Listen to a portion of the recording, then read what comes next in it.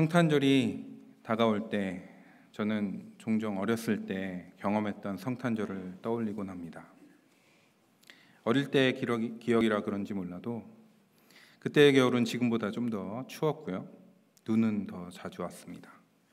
또 거리에는 캐롤이 흘렀고 백화점, 교회 등에 설치된 크리스마스 트리를 보는 것만으로도 가슴이 설렜던 기억이 납니다. 어릴 때도 저는 산타클로스를 믿었던 기억은 전혀 없습니다. 하지만 성탄절에 이런저런 선물을 받을 수 있어서 좋았습니다. 종합과자 선물 세트 기억나시나요? 그거를 받아서 그 안에서 좋아하던 과자를 즐거워하면서 골라서 먹던 기억이 납니다. 이렇게 제가 어릴 때 기억의 성탄절을 이렇게 기다리던 시기에는 기쁨과 설레임이 가득했습니다. 오늘은 대강절 세 번째 주일입니다. 이 주일에는 많은 교회에서 기쁨을 상징하는 촛불을 밝히고 기쁨에 대해서 묵상하는 시간을 갖습니다. 예수님께서 이 땅 가운데 찾아오신 일은 분명히 우리에게 기쁨의 소식이었습니다. 그래서 우리는 예수 그리스도의 오심을 기쁨으로 맞이하는 마음으로 다양한 성탄절 행사를 준비하기도 합니다. 올해도 우리가 준비하고 있고요. 우리가 잘 부르는 기쁘다 구주 오셨네 라는 찬양, 기쁘다 구주 오셨네 이렇게 부르죠. 근데 그 찬양의 영문 제목은 Joy to the World 입니다. 예수님께서 오셔서 우리가 기쁘다는 차원이 아니라 예수님 자체가 기쁨이시다. 그리고 기쁨의 원천이시다라는 고백이 들어있다는 것이죠. 그런데 우리의 현실을 좀 돌아보면 우리는 우리 안에 기쁨이 없을 때가 많다는 것을 느끼곤 합니다. 어린 시절에 크리스마스 트리를 보면서 소리를 지르고 흥분하고 또 상자에 들어있는 과자를 보면서 즐거워하던 아이는 이제 다양한 세상 일들과 사람들과의 관계 속에서 지친 어른이 되어서 많은 일들에 심드렁하게 그냥 바라보고 그런 모습들이 있습니다. 이번 금요일 아침에 좀 날씨가 우중충했어요. 그 날씨를 보면서 제 아내가 날씨가 이상해. 눈 온다는 소식이 들었는데 차라리 눈이 제대로 오면 나을 것 같아. 뭐 이렇게 얘기를 하더라고요. 혼잣말 비슷하게. 근데 제가 그 옆에서 듣다가 이렇게 얘기했습니다. 눈 오면 힘들어. 할 일만 많이 생기고 이렇게 대답을 했습니다. 쏟아지던 한방눈을 바라보면서 이제 좀 있으면 눈싸움 해야지 하고 들떴던 그런 아이는 이제 사라지고 눈으로 인해서 늘어날 일을 현실적으로 분석하고 걱정하는 어른이 되었습니다. 그렇다고 어린아이처럼 순진하게 모든 것을 바라보고 단순하게 상황에 따라서 쉽게 감정을 느끼는 것이 마냥 좋은 일도 아니죠. 우리는 이제 우리 삶에 기쁜 일만 가득한 것은 아니라는 것을 잘 알고 있습니다. 이제 우리는 우리에게 닥쳐오는 현실의 상황 속에서 어떻게 대처해야 할지를 고민합니다. 지난주 담임 목사님의 말씀대로 우리의 삶에는 복인지 화인지 명확하지 않은 상황들이 찾아오곤 합니다. 우리는 이런 때 지혜롭게 또한 하나님의 뜻을 잘 분별해서 대처해야 합니다.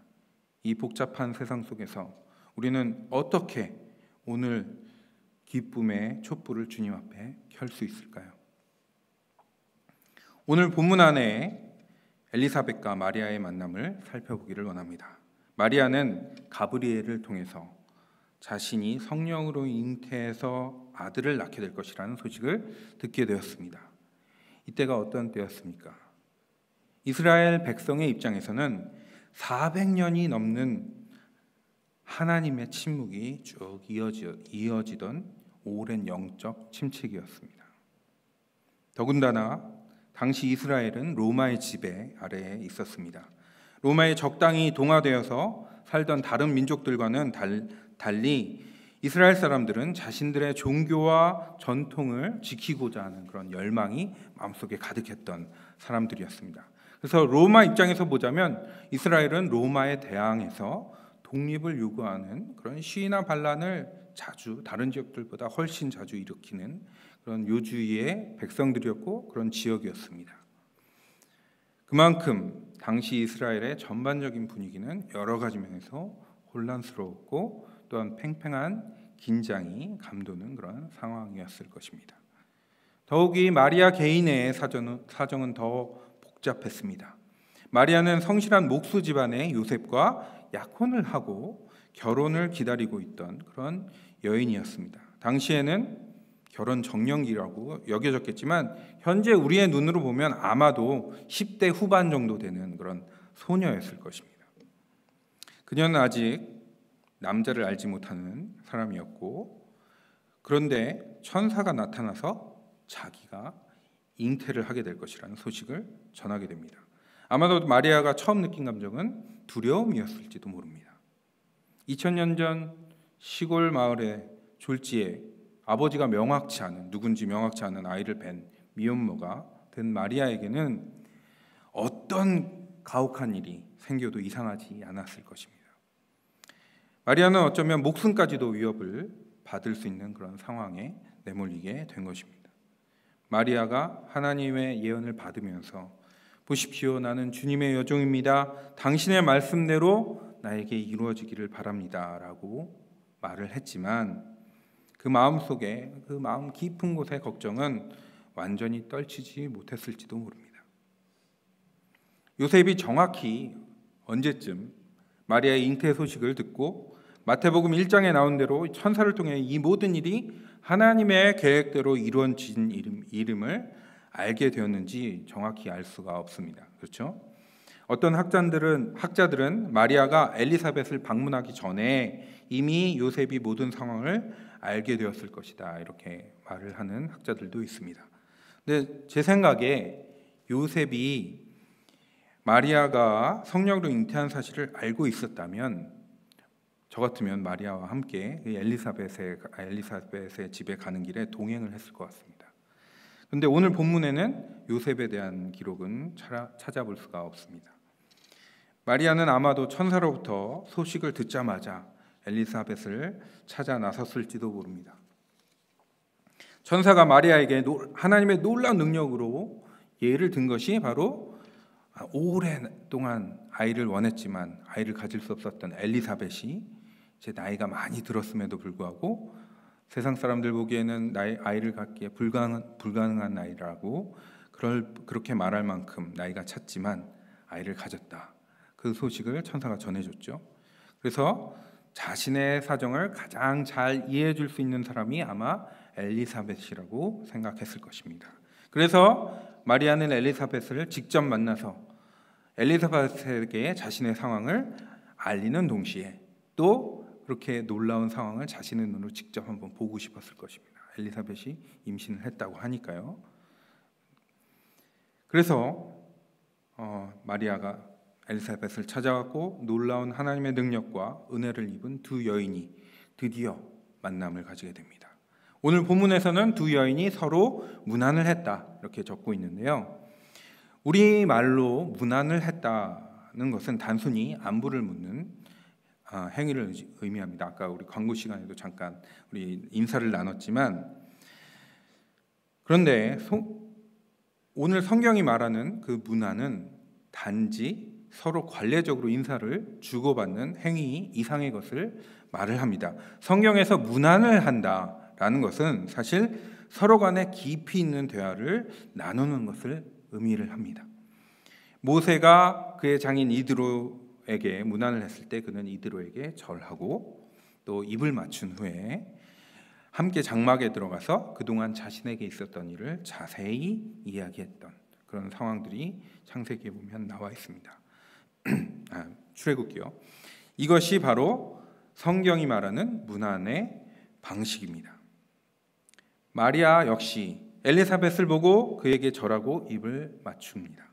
엘리사벳은 마리아를 반가이 집으로 맞아들이고 마리아는 자신이 천사를 만나서 전해 들은 이야기를 자세히 엘리사벳에게 합니다.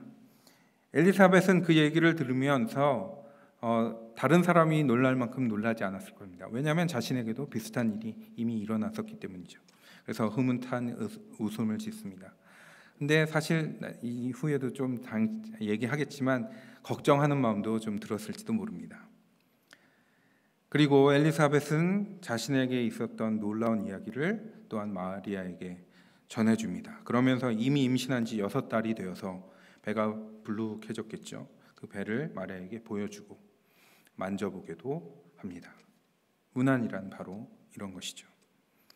마리아는 이 문안을 통해서 자신에게 말씀하시던 하나님이 이미 엘리사벳을 통해 일하고 계셨음을 깨닫게 되었습니다.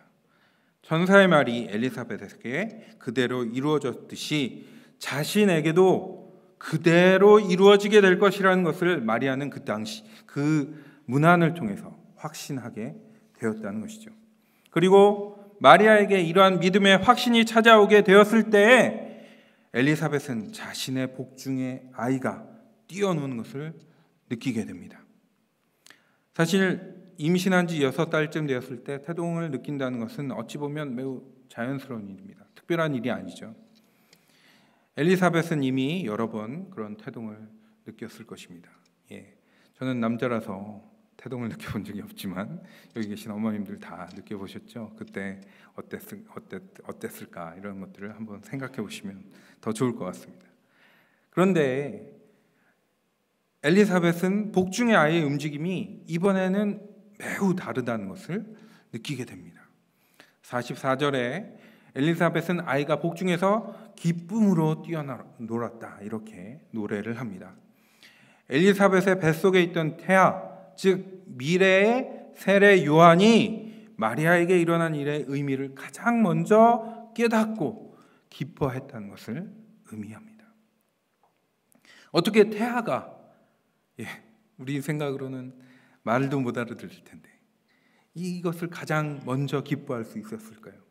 바로 성령의 충만함이 임했기 때문입니다. 엘리사벳과 마리아가 서로 문안하면서 하나님이 하신 일들을 진실하게 나눴을 때 성령의 충만함이 그 두 사람 가운데 임했습니다. 엘리사벳도 처음 마리아의 이야기를 들으면서 마리아의 상황을 걱정했을 수 있습니다. 아무리 그래도 처녀의 몸으로 아이를 임신한 어린 친척의 미래를 어떻게 걱정하지 않겠습니까? 하지만 엘리사벳에게 성령이 임하게 되자 그 걱정은 사라지게 되고 복중의 아기였던 세례 요한에게 가장 먼저 기쁨이 임합니다. 누가복음 1장 15절 말씀에 세례 요한이 모태로부터 성령 충만함을 받았다라는 증언이 나오거든요. 바로 이 순간에 성령 충만이 이루어졌던 것이죠. 이렇게 믿는 자들의 진실한 문안 속에 성령이 임할 때 우리의 걱정과 근심은 모두 기쁨이 되어버린 줄로 믿습니다. 상황은 변하지 않았습니다. 마리아는 여전히 결혼 전에 정숙하지 않은 행동을 한 여인이라는 그런 오해의 시선을 견뎌야 했을 것입니다. 어쩌면 요셉이 자신의 사정을 이해해 줄지도 모른다는, 이해해 줄지도 확실하지 않은 그런 상황이었을지도 모릅니다.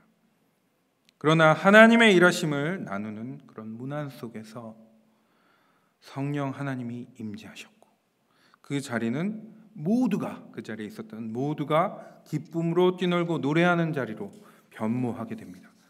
세례 요한이 기쁨으로 뛰어난 것을 느낀 엘리사벳은 당신은 여인들 중에 가장 복받은 자입니다. 당신의 뱃속에 있는 열매가 복됩니다. 내 주님의 어머니께서 내게 오시다니 이 무슨 일입니까? 라고 자신 역시 기쁨으로 노래를 하게 됩니다. 자신의 머리로는 이해할 수 없는 엄청난 예언을 믿음으로 받았지만 여전히 불안한 마음을 감출 수 없었던 마리아 역시 이제 성령의 충만함 속에서 찬가를 부릅니다. 내 영혼이 주님을 찬양합니다. 내 영혼이 나의 구주 하나님을 기뻐합니다. 그것은 주님께서 이 여종의 비천함을 돌보셨기 때문입니다. 이제부터는 모든 세대가 나를 복되다 할 것입니다. 사랑하는 성도 여러분, 여러분들은 이렇게 문안하고 계십니까? 나는 사람들로부터 받은 상처가 많아서, 나를 드러내는 것이 두려워서, 혹은 다른 사람들을 믿을 수 없어서 그냥 홀로 지내는 이들이 있습니다. 물론 하나님 앞에 홀로 서는 시간은 분명히 필요합니다. 그러나 신앙생활을 하면서 항상 외톨이로 지내는 것은 결코 하나님이 원하시는 것이 아닙니다. 하나님은 우리를 교회로, 즉 믿는 사람들의 공동체로 부르셨습니다. 주님의 백성이자 주의 교회로서 그리스도 안에서 서로에게 문안하는 성도들이 되시기를 바랍니다. 그러나 성도들의 문안은 하나님의 역사심이 드러나는 자리가 되어야 합니다. 성도들끼리 만나서 무작정 시간을 많이 보내라는 이야기가 아닙니다. 그리스도인들의 문화는 그냥 만나서 세상 얘기 나누고 잡담하고 때로는 다른 사람들 좀 흉도 보고 그런 자리가 되어서는 안 됩니다. 믿는 자들의 만남과 문안 속에는 하나님이 하신 놀라운 일들이 각자에게 하시고 우리 공동체에게 하신 그런 놀라운 일들이 드러나는 자리가 되어야 합니다. 서로의 이야기를 통해 하나님의 영광이 드러나고 있는지 우리는 항상 점검해야 합니다. 하나님의 일을 말한다고 하면서 내 스스로를 드러내는 자리가 되어서도 안 됩니다. 때로는 우리가 겪는 일들이 모두 이해가 되지 않기도 합니다. 그러나 성도의 문안을 통해서 하나님의 뜻을 우리가 같이 찾아갈 때 하나님은 우리 안에 성령의 충만함을 허락하실 줄로 믿습니다. 중요한 것은 그 사건 그 자체가 아닙니다. 하나님이 그 사건을 어떻게 사용하실 것인가가 모든 것을 결정하게 됩니다. 그리고 우리가 그것을 깨닫게 될 때 우리 안에는 기쁨이 충만하게 될 줄로 믿습니다. 베다니 한인교회 성도 여러분, 우리 삶에 항상 기쁜 일이 있지 않다는 것은 우리가 잘 압니다. 우리에게 주어진 신앙은 현실을 직시하지 말고 회피하라고 말하는 심리적 도피처도 아니고 취해서 모든 것을 잊도록 해주는 약 같은 것 또한 아닙니다. 대강절에 부르는 많은 찬양이 단조로 이루어졌다는 것을 아십니까? 예. 고도소서 임마누엘 오 구하소서 이스라엘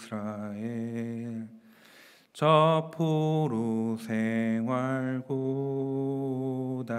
고달파 메시아 기다립니다. 예, 단조. 보통 슬픈 노래들에 많이 사용하죠. 이 찬양과 같이 신앙은 주님 앞에 우리가 처한 현실을 그것이 슬픔이 가득한 일이라 할지라도 그대로 고하는 것입니다. 그리고 오늘 본문과 같이 믿음의 공동체 안에서 함께 그 문제를 하나님 앞에 올려드리는 것이 바로 올바른 신앙의 모습입니다. 그렇게 우리가 주님 안에서 마음을 나눌 때 성령께서 우리 안에 충만함으로 채우실 것입니다. 그리고 성령의 충만함이 있는 바로 그곳에 하나님은 분명한 확신을 허락하실 것입니다. 하나님의 기쁨이 이 세상에 임하게 될 것입니다. 그리고 우리는 기쁨으로 뛰놀며 찬양할 것입니다. 어떤 상황 속에서도 하나님의 임재를 경험하며 기쁨으로 살아가는 모든 성도들 되시기를 축원합니다. 기도하시겠습니다.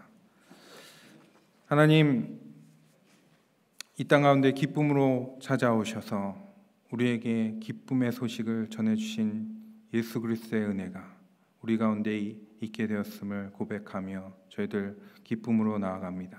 하나님, 우리 삶 가운데 비록 기쁜 일이 항상 있진 않지만 우리가 주님 안에서 그 모든 것을 주님 앞에 올려드릴 때 우리 마음 가운데 기뻐하겠다고, 항상 기뻐하겠다고 하는 결단이 생기고 또 그 결단의 마음으로 주님 앞에 기뻐하게 될 줄로 믿습니다.